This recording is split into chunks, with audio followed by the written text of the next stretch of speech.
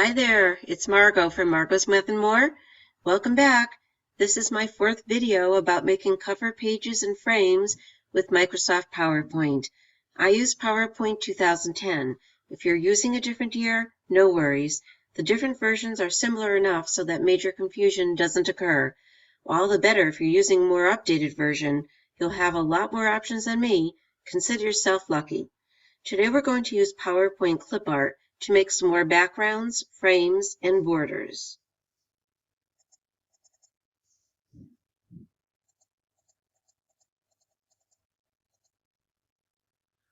Okay, we want to go to this one. Here we go.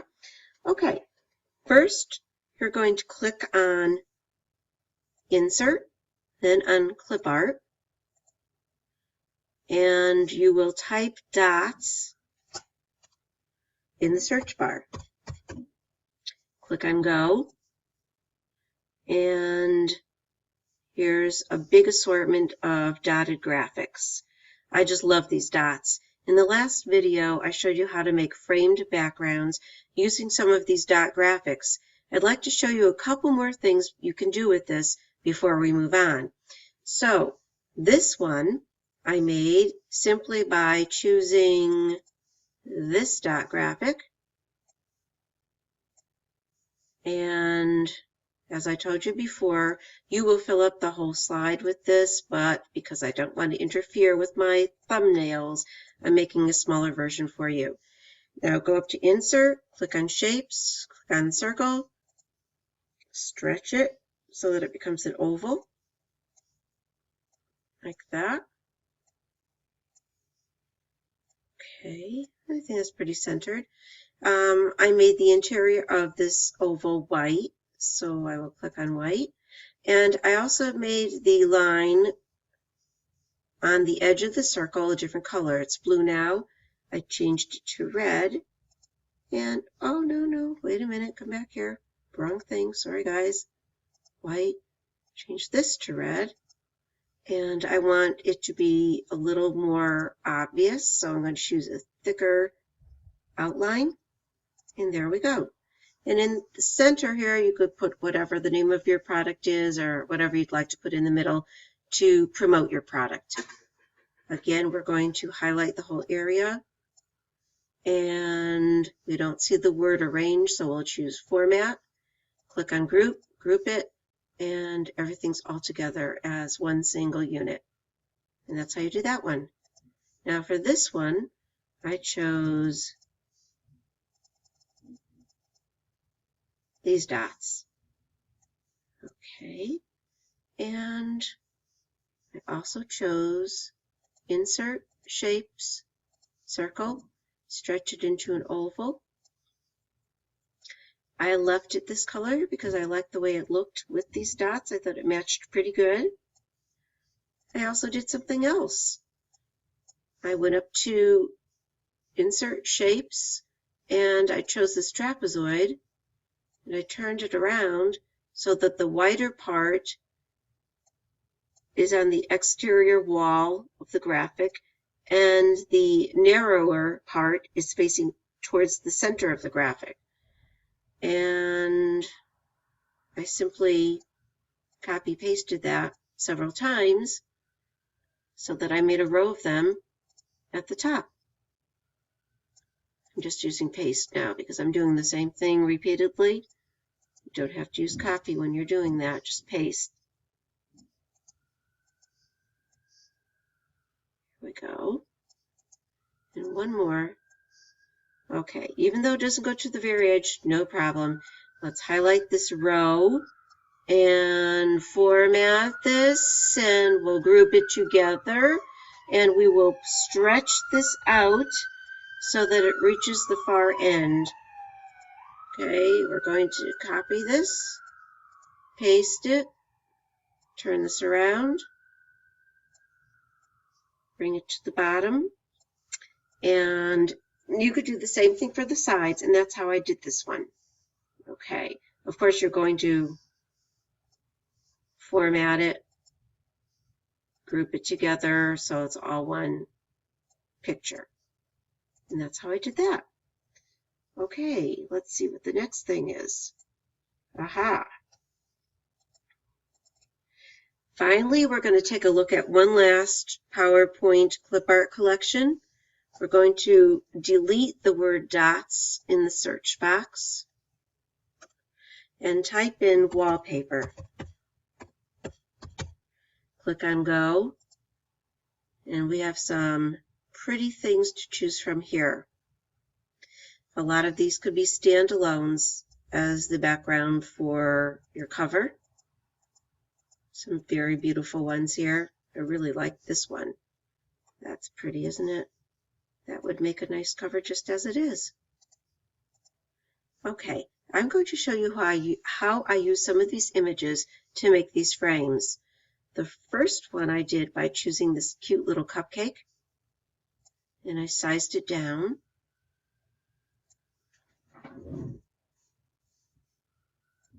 And I'm going to go on Insert, Shapes, get myself a solid rectangle, and I'm going to make sure that that rectangle is the same size and shape as the cupcake.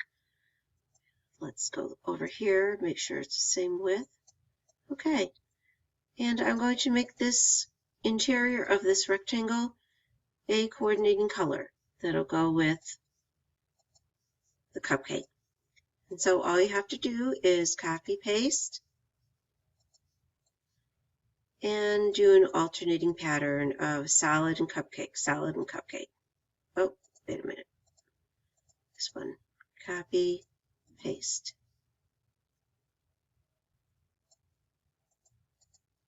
Copy, paste. Copy, paste. This may fit all the way across, I'm not sure. We'll see. It's not going to do it, so we're going to highlight the whole row. And I do not see arrange down here, the command that says arrange, so I'm going to choose the first one that says format, group it together, and then stretch it so it fits. There we go. And you could just make another copy of this, paste it,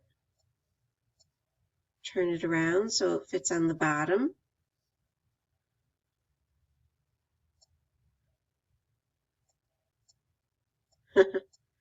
Okay, what is this? Let's cooperate, please. Okay, and then you could also copy it again. And this time you could make it smaller for the side.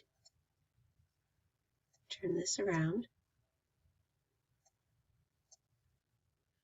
You may want it to fit right in here.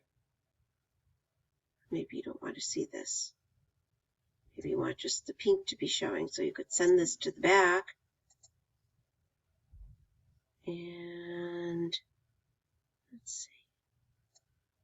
Pink just be showing here. Send to the back so the pink is just showing. Seems to be a little off. There we go.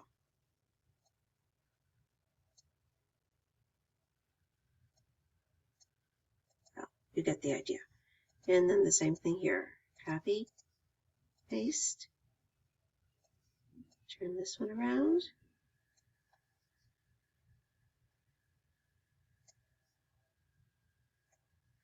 Over to here.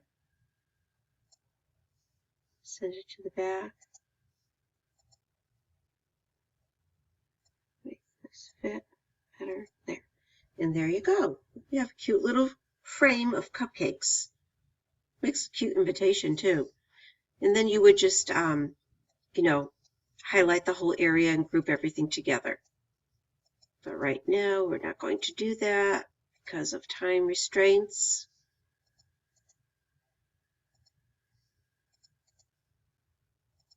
Okay, this was made with the butterflies, and I sized this down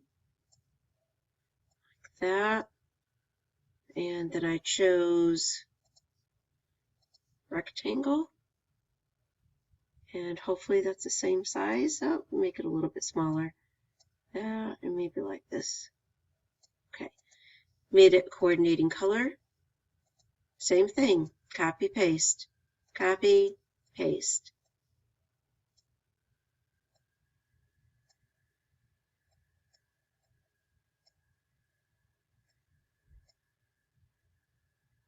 Okay, copy this one and paste it. Okay, you probably get the idea, right? You keep going, you group it together, you position it like I showed you, and you'll be all set with this one too. All right, now the next one is a little different because I didn't do a small box of it. I'll show you what I did here. This is a very jazzy one, but I think it's really cool. And I let this be a little bit longer than those because I want it to appear as not alternating patterns, but as one continuous pattern. So you're going to copy this, paste it, and attach it to the first one. Okay, copy, paste, attach it to the next one. Okay, that almost fits the whole way across. Even though these don't exactly match, it still looks like one continuous picture. It doesn't look like repeated patterns or alternating patterns. And then you would, of course, solidify the whole thing. Now we have the arrange command, so we can use that group, and it's all one thing. And if you want to just bring it to the edge, that would be fine. You're going to copy this, bring it to the bottom, and then you would copy it again. And what I would do is I would just shrink it so that it meets the requirements for the side.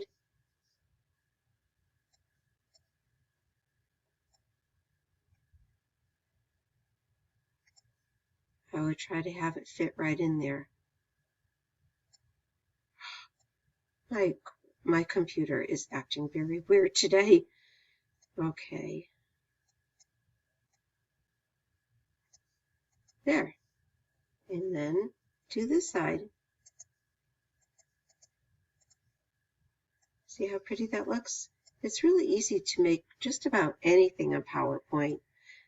And as I said before, there's so many variations, so many ways to alter and modify and change up things that even though we're all working with the same basic shapes and clip arts, you still can change it up so much that everybody has their own unique style and design. That's what I love about it.